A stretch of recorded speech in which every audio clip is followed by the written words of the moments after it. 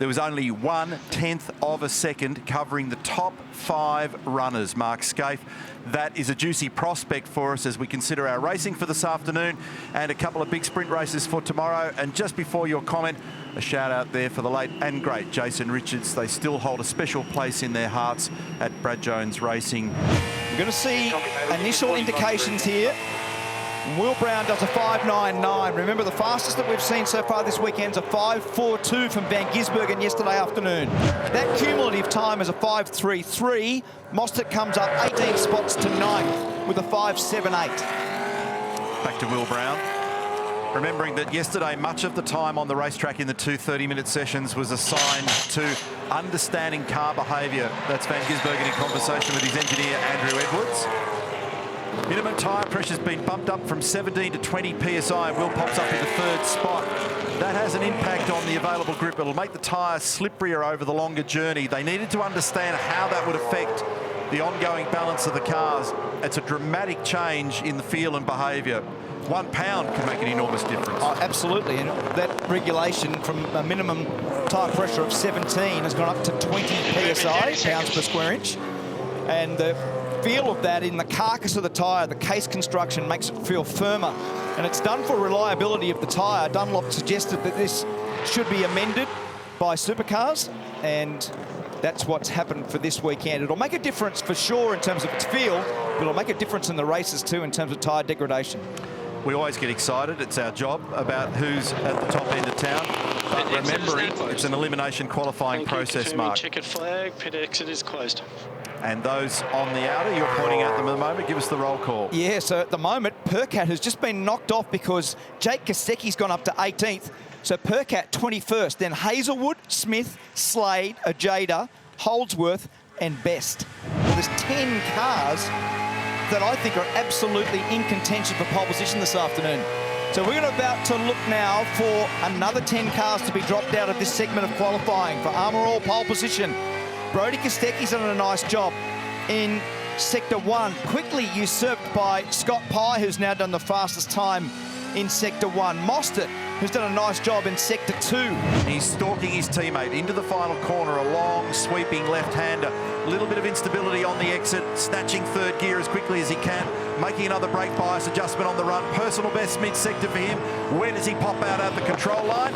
P1, best time of the weekend at 1 minute 5.2. Was there a benefit in the toe? Question mark. Absolutely. Best cumulative number. What's it do for Andre and Brad Jones Racing? Bang! 50.23. Well done. 0.04 up the road. Beautiful work.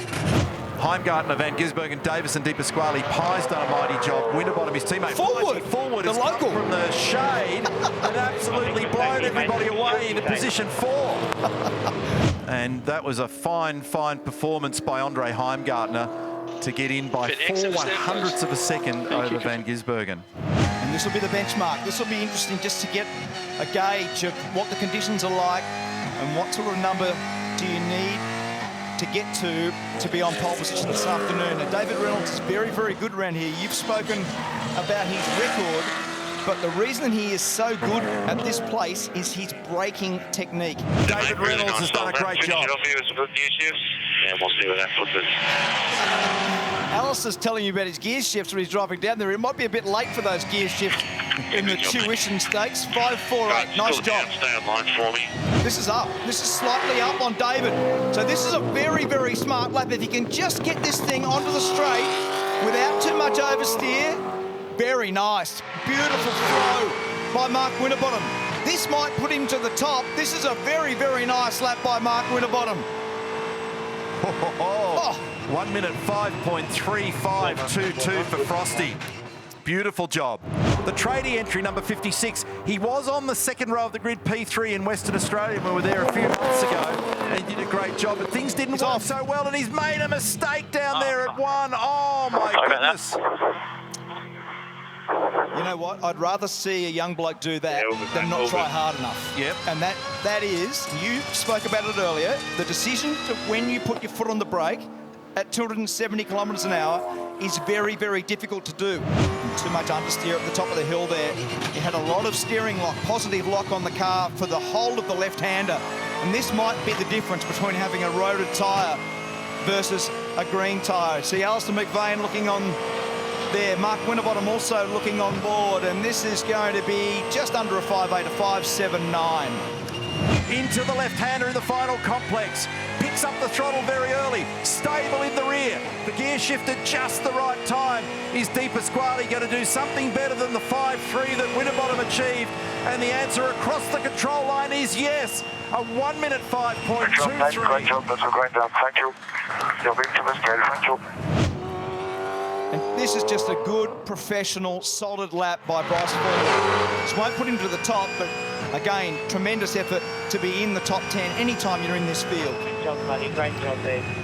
So he's done a 22.45 in the first split to be the fastest man so far. In fact, he's gone on with it in Sector 2. Will Davison might be on target here for another Armour All pole in 22. This is going to be a really low 5. This is an exceptional lap so far by Will Davison. Did he get it onto the straight well enough? This is going to be so close to a 5.0.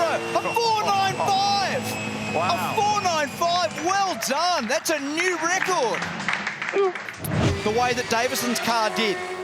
Oh, and a big slide off the top of the hill there. He got the right-hand rear into the dirt and he became a rally driver, but he gathered it up very nicely, but that would have cost him time. Great run out of the final corner.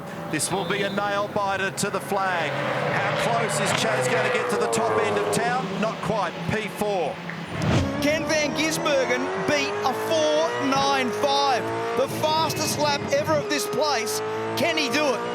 Out of turn 7 beautifully. We'll get our second reference up now and see what this looks like when he gets to the control line. He's not quite there relative to Wilson, and he bumps it off the top of the curb. So far at this venue, he's had 4 wins and 3 poles. Last corner for him. He was up in Sector 1, slightly down in Sector 2. Now it's all about a clean exit and perfect gear changes and the straight line run to the flag. Is Van Gisbergen quick enough? Not quite. 5.2.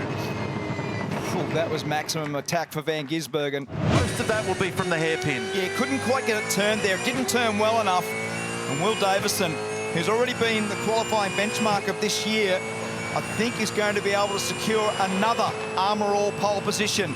Heimgartner with a 5.26, a nice job. It goes into third. Awesome job, awesome job.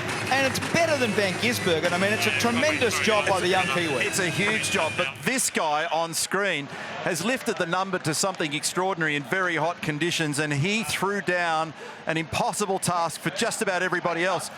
Nothing to worry about at turn 5 and 6 was there after all, so that car was beautifully balanced. And look at the numbers, Scapey. A 1 minute 4.9, almost 1/3 of a second in this field. Well, if they reckon that a 10th is like the old half second, what does that make it? Exactly. That's an extraordinary number, isn't it? To be almost 0.3 ahead of your teammate. What a tremendous job by Will Davison. And a mixed up grid. So all kinds of people from all kinds of teams mixed up all over the place. It guarantees that you should sit on the edge of the sofa this afternoon and not move, because we're going to have a lively race. One of the things that's a real hallmark of this racetrack